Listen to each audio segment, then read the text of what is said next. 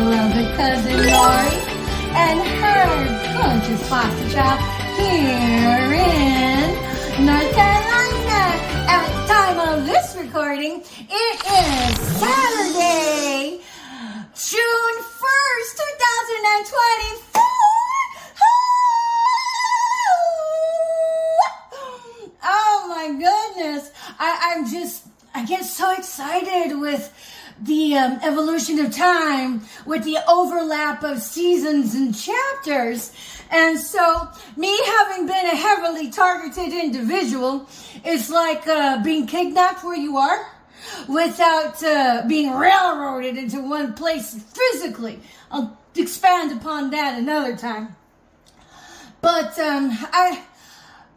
as the evolution and the seasons, change and morph and mature, we become more in touch with our own inner essence.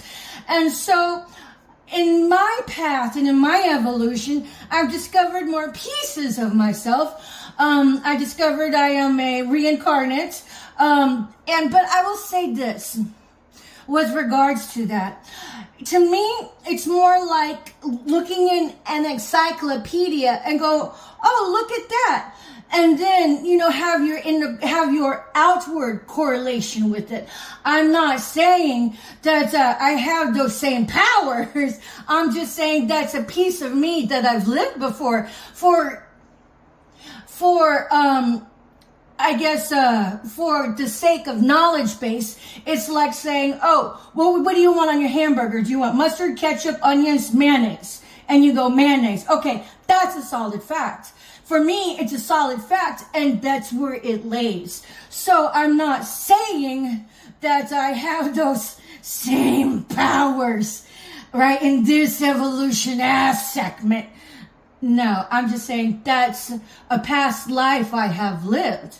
In what way that correlates to today, I don't know. Seriously. But I will say this. I do know that, this is a bit of biodata, and this is a bit of today.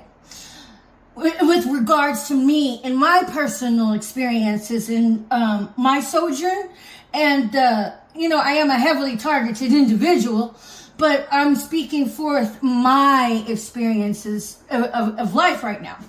And so as far as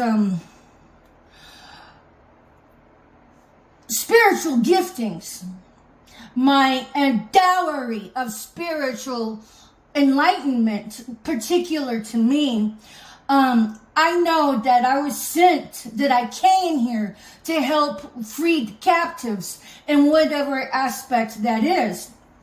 And so having been a targeted individual, roughly for about 30 years, going on 30 years, man, I have not been at one job roughly at 30 years. Hey, my daddy was. He had retired from AT&T, Southwestern Bell, with a tenure of somewhere in the 30 years. And so, yeah, he had like a retirement party and everything. He had tenure in a professional capacity. Me, I have tenure in a survival capacity. Same but difference. But within the 30 years, I have accrued a lot of knowledge and how to survive, adapt, improvise, and hoorah, overcome. Shout out to Don John. Every time I think of that, I think of you. I'm sorry I didn't respond. I got bashful and shy all of a sudden and was like, I'm not fond of really conversing with gang stalkers that want to come sideways at me, so I just tend to shut down altogether at times. So, but I have had to master myself, and within the context of my journey, I didn't know that it was gang stalking, that I was trying to help free the captives, until it reemerged, until the gang stalking had reemerged in this specific time frame of COVID, where it's been a constant onslaught of psyop assignment, Psyop assignment, psyop assignment, psyop assignment. And so this current year is leading on 5 years status post, during COVID. And nobody ethical has come to say, little flower, let me tell you what's been going on. But oh well, that's on you. But 30 years is a long time to learn how to adapt, improvise, and overcome. But at the same time, I know that's why I had chosen to incarnate at this time. But as far as the giftings and spiritual acumen had been dormant, and the Most High hid me in plain sight and hid me from me. So in a way, I am a Manchurian candidate of ethical proportions. And so my giftings, I am now becoming more in tune with. As far as me being psychic, yeah, I got some psychic, knowings where I be knowing. But to me, they're just logistics. And so somewhere along the line of logistics in the science of anthropology, the science of sociology, the science of psychology, what you bring it in together and then process it, somewhere in that is my psychic awareness. So to me, it was just logistics. But nonetheless, whenever I realized that me setting the captives free was during this past 5 years, so to speak. But leading up to that, as far as having been psychologically tortured and abused in this organized community-based harassment of hate crimes, which are all felonies, which are all crimes against humanity, that was just training. And I'll just put a pin in it for right now. But the training brought me to where I am today, to where I'm able to have survived as much as I have. And I know that there are components of my story out there that showcase the hatred, the gaslighting, the community-based harassment that have been spewed upon me. There is evidence out there. And I have to say this for me, myself, and my brethren of chosen ones, my brethren of light workers, my brethren of colleagues of ethical practices. We don't look like what we have been through. And that says a lot, because my psychic awareness tells me my case of what I have been surviving as a touchless, fenchless, white glove Holocaust survivor, my story will expand beyond the magnitude of what Lizzie Borden case had been. Not with me being Lizzie Borden, but with the opposition coming at me as Lizzie Borden, coming at me as intentions to unalive me, coming at me with intentions to gang stalk me into the ground.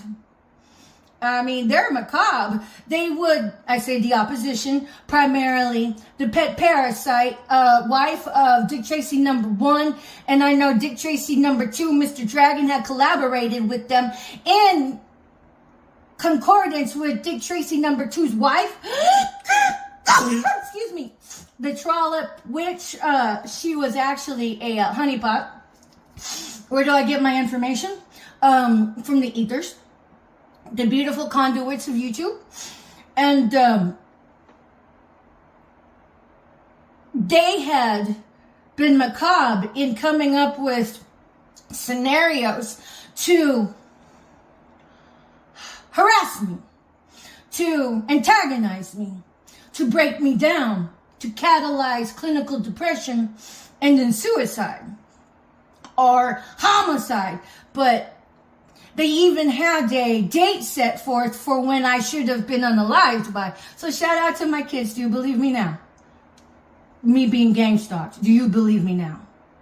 because I've asked for you guys to visit the targetedjustice.com meeting to have objective data for your own soul searching. I hope you've done it. And if you haven't, now's a good time to look it up. At any rate, do y'all believe me now, Houston? When I said I was gang stalks back in the 90s, do you believe me now? And then some of you guys who didn't want to believe me became the freaking gang stalkers, like Marcella Maria Landon Comiskey. I mean, you didn't believe me for shit. And then you became the gang stalker.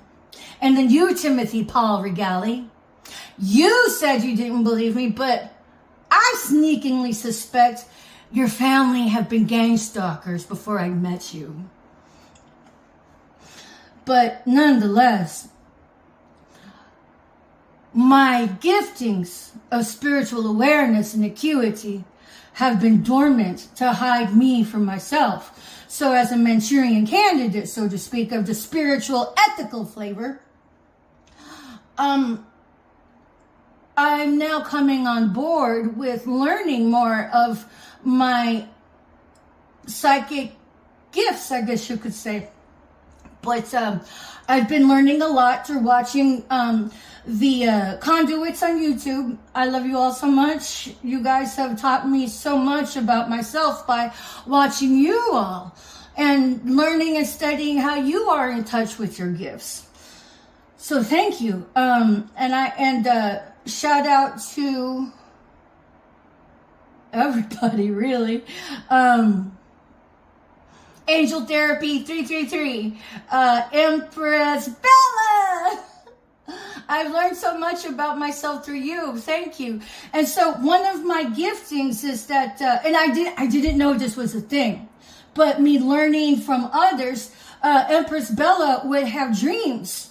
And then the dreams were actually a symbolic representation of spiritual information to share with others.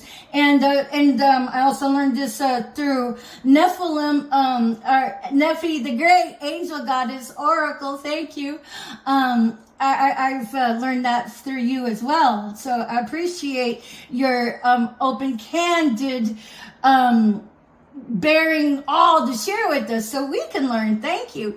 So, but basically, going back to my previous video of killing a mermaid, that was one of my first awareness and training, and me being given a dream that would reflect there's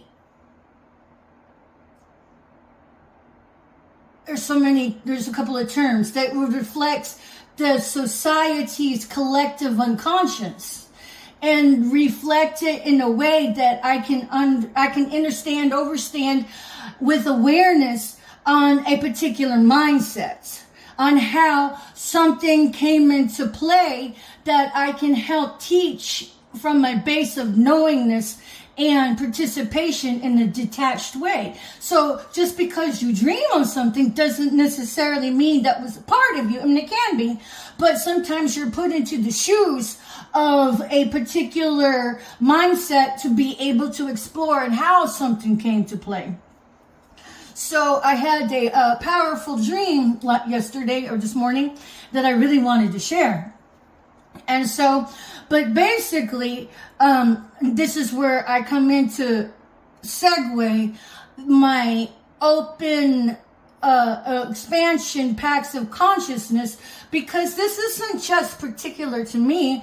I am simply a reflection of a cross-section of others getting in touch with their own inner expansion pack of consciousness. So me sharing, I know, will help others bridge their inner awareness into expanding the scope of who they are, and how you can get tapped into streams of consciousness beyond yourself and be able to use that as a tool to leverage awareness. And when you are aware, knowledge is power and knowledge is freedom. So you can liberate yourself from an old thought process or eliminate an old thought process that no longer serves you. So this is why I teach from an open, visceral standpoint, because number one, I know that you gang stalker lovelies have picked me apart bone for bone, from nub to nub, with all of your character assassination and slander. Shame on you. Y'all need to stop. Tell the truth already, please. Or not. It's your karma. And so, about the dream that I had. It was in my dream, I feel like this was a component, a cross-section of gang stalkers. And so, in this particular, I made notes on it. So, in my dream, I'm gonna take a drink, water. So in my dream, in my dream of being a gang stalker, and it was the character that I had stepped into the shoes. It was me, but it was not me in the sense of this is not my character. I felt like I put on a pair of shoes of a gang stalker in this respect. And then so it was like there was a mindset that was heavy at play, and we were very convicted to this mindset as being the truth, the way, the light. And so, but in this particular setting of this mindset, I'm a passenger in the vehicle with somebody else driving. And we went to go bomb, I don't know why or where, but it was for that particular mindset of the truth, the way, the light. Although it was a mindset, it was a hater mindset, basically. And so, but in my dream, it was from what I understand with you gang stalkers, a lot of you have drug addictions. And in this particular scenario, it was like the drug addiction of the shoes I stepped into had actually held weight that played into the mindset of the imbalance of what we thought was the truth, the way, the light, the hater way of thinking. And so the bully way of thinking, the Auschwitz 2-point way of thinking, of running PSYOP assignments on completely innocent people. Because I don't care what these people were accused of. We're all innocent until proven guilty, which is why we're supposed to have checks and balances to help separate the BS from the authentic. Because what you guys have in your character assassination and slander of Auschwitz 2.0 is nothing more than fallacy, interspersed with pieces of truth. And then so, but in this particular dream, we went to go set off 2 bombs. And the first bomb that was detonated, it was like I saw children being taken out of it. And in my dream, it was kind of like my presence of mind was muted by the drug addiction. And so, whereas I would not necessarily have done something of my own volition if I was sober and present of mind to really evaluate my thought processes, to really evaluate my choices, I just went full force in that faulty wiring of drug-induced beliefs. And then so, when I say drug-induced, I'm talking like heavy street drugs, such as methamphetamines and the such. And so, but I remember seeing a kid go flying, and then we went to go detonate. It was like you could feel the inertia of the poof. Well, although I didn't see the bomb go off, I could feel it detonate. And then so the next bomb was set, where and you could feel it detonate. But then there was a sense of detachment within the core of my spirit and being, me being somewhat detached from the from the street addiction of those substances, whereas I knew that I probably wouldn't have been doing any of this had it not been for the presence of substance use. And then so while we were like, man, and then there was a sense of showboating and ego with the other cohorts that were part of the less than savory cross-section of the populace. You know, the other gang stalkers like, yeah, I did it. I'm badass. I'm badass. And then you're wanting your props that way, you know, from your colleagues. And then so I felt that. But then while we're driving, I had I think this is probably where we went to go detonate the second bomb. And, I had like the bomb, like, in my hands. And then, cause I'm riding in the car, I was the passenger. And then I could see somebody with the camera, just like, okay, I'm just, you know, like, kind of like patrolling, if you will. And then so, but while I was just handling the detonated bomb, there was a clip attached to it that actually was, by notoriety was attached to me. But whenever we passed the woman with the patrolling camera, we knew we were busted, because the technology would be able to hone in on what I was holding and then expand that, and then that's all she wrote, you know. And so we were caught before we even went to go set off the next bomb. And so, but because of the presence of the illicit drug use clouding our judgment, we went forward and cast it aside like, we ain't gonna get caught. We good. We good. We were in denial.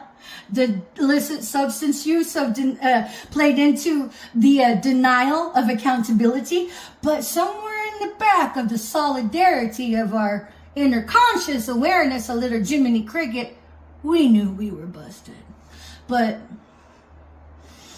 we took on the denial of accountability, and the street substance use of drugs just permeated that much more delicately, so we could go on with the false sense of bravado.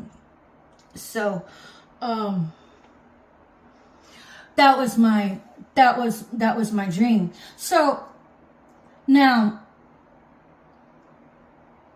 this is not my character at all in waking scope, but our dreams, as I've come to perceive them, can be times of learning, times of academic awareness, without having to actually live it out, but put on the shoes of that scope of experience. And then so I realized that there have been many gang stalkers who had come to torment me in your little gaggle, in your groups. And for some reason, you felt so entitled, self-entitled, to inflict pain, to inflict character assassination, to inflict slander for your comeuppings, your blood coin, slough off the blood, right? And then have the cake party when your targets can no longer take the psychological torment and abuse. They end up opting out. Never mind they had families. Never mind they had a social role to play in upright ethical society. You all picked apart their carcass before they were even 6 feet under. But I had a good look at the inside of your inner workings. So I know this particular dream was symbolization of my psychic awareness. In what way this dream relates to the collective, only you know. It could serve as a guidepost to turn yourself in already, because your karma will be a lot less harsh if you turn yourself in with your own volition, rather than having to be strong-armed into it by the universe, by the Most High. So I've already spoken on that in previous videos.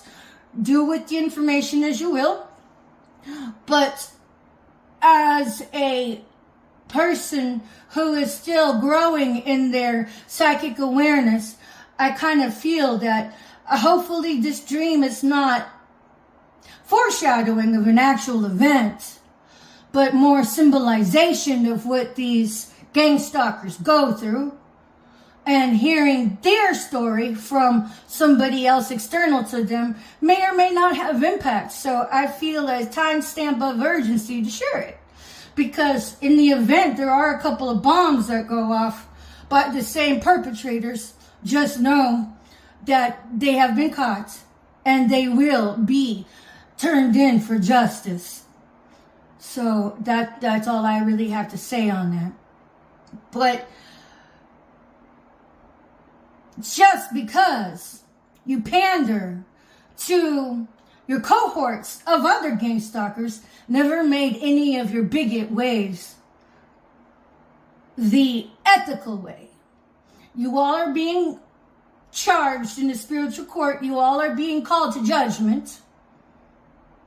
And you all are being held accountable for that in the 3D. In whichever way the ethical shakedown comes for you, well, you know, that's only God knows and only time will tell. And the rest of us will be waiting with anticipation. I mean, I know I am, because to this date, June 1st, 2024, there has been no ethical anybody to bridge the ambiguity of my life with a sense of restoration of my justice or restoration of my civil liberties as a targeted individual. And so the further the clock ticks on that, the further everybody who knows will have prosperity usurped from them by the Most High for slowing down justice. But, you know, take it as you will. For everybody professional that has been ethical on my case, where have you been, my loves? But nonetheless, I do appreciate everybody working on my case. I just hope that the ethical shakedown is being made, because, you know, when others come into our lives, sometimes they are a lesson, sometimes they are prosperity, and sometimes it's hyperpolarized one way or the other. So I hope we all make it a good one for each other, because none of us are perfect, but even when we do misstep and get astray, it is so welcoming to get back on track, hit reset, and stay the course and tell the truth. Oh yeah, and that was, okay, now I remember a part of that dream.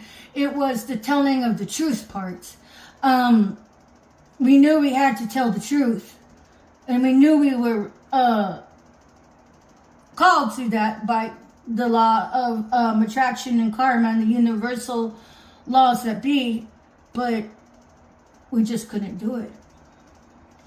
So I completely understand and understand how that can be. But really, you know, it's like this. Either way, for all the gang stalkers, you all will be leveled up by stepping up, speaking the truth, or you will be leveled out. Either way, there is a finality in your life. But in which aspects that finality comes into play is all on you. Either way, you can take the cowardly way out and just don't do anything, and then let life strong arm you into the resolution of harsh karma, or you can take the resolution of a karma that will benefit you instead of demolish you. At any rate, it's been Patricia Ann Landon Regali talking about a bit of my biodata and my dream that I had that I feel may or may not be foreshadowing of an event to come. But in case it does, I spoke out about it. And if anything, hopefully it will help a gang stalker reset the course of their life with coming forward to tell the truth and level up their karma rather than get leveled out and demolished by it. It's either or, friends. It's either or. But I pray that all of you are prospered into an alignment with healing. If not, well, my friends, what good are parasites, really? So at any rate, shout out to all of the ethical populists that have stood by their scruples and their morality when we came up with temptation, because we are very much valor in triumphant of being victorious, because if you remember, the victory has already been won. We just have to stand by it, even when we're in the midst of the volcano and the ring of fire, because our faith will get us through to the other side without the scent of smoke on our clothes. I mean, I've had everything usurped for me, but the good Lord has nestled me so beautifully where I am by my benefactor and my cousin. I appreciate everything because I know what's at risk.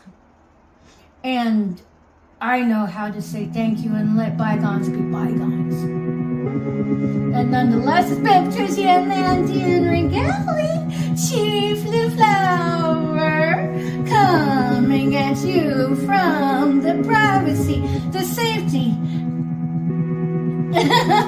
and the sanctuary of my beautiful cousin Lori, my Lebanese first cousin, here in North Carolina.